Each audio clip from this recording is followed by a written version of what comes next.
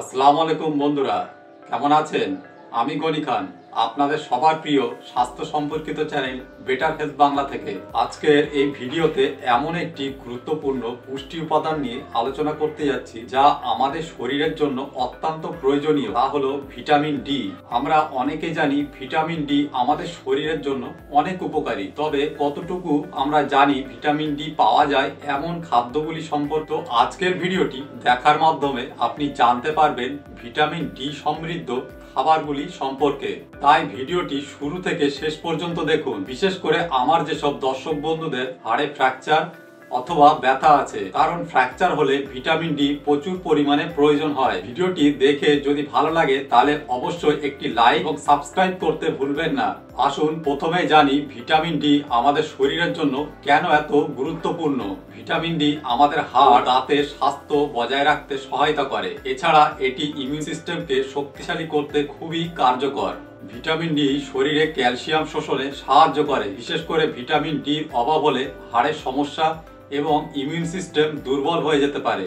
এখন আমরা জানবো এমন কিছু খাবারের সম্পর্কে যা আমাদের শরীরে ভিটামিন ডি সরবরাহ করতে সাহায্য করে।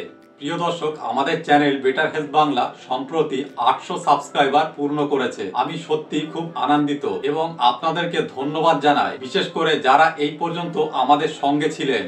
আর আমি জানি খুব শীঘ্রই আপনারা আমাদের 1000 সাবস্ক্রাইবারের টার্গেট পূরণ করতে চলেছেন। কিন্তু সমস্যা হচ্ছে একটাই, অনেকেই নিয়মিত ভিডিও দেখেন কিন্তু চ্যানেলটিকে সাবস্ক্রাইব করেন না। আর একটা কথা বন্ধুরা, ভিডিও দেখে হয়তো আপনি উপকৃত হচ্ছেন কিন্তু লাইক, সাবস্ক্রাইব এবং শেয়ার না করার কারণে ভিডিওটি অনেক মানুষের কাছে পৌঁছাচ্ছে না, ফলে অনেক মানুষ এই উপকার থেকে বঞ্চিত হচ্ছেন। সেই জন্য আপনাদের কাছে একটি অনুরোধ, যদি এখনো চ্যানেলটিকে সাবস্ক্রাইব না করে থাকেন তাহলে এখনই চ্যানেলটিকে সাবস্ক্রাইব করুন।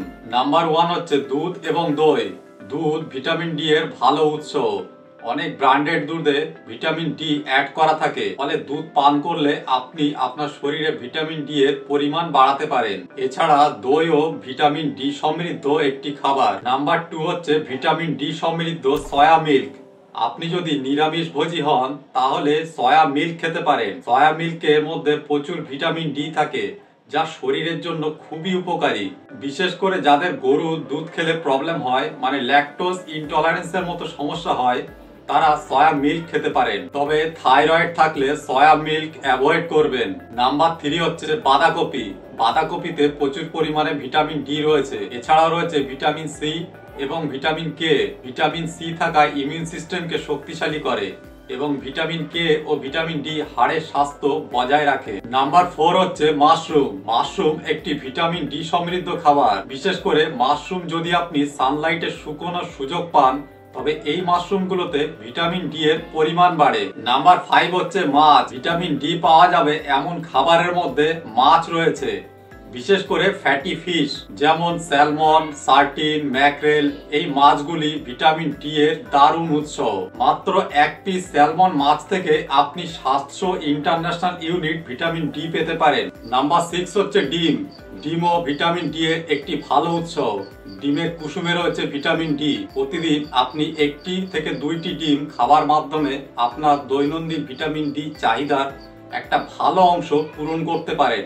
এখন আসি, যদি আপনার শরীরে ভিটামিন ডি এর অভাব থাকে তাহলে কি কি ধরনের সমস্যা হতে পারে।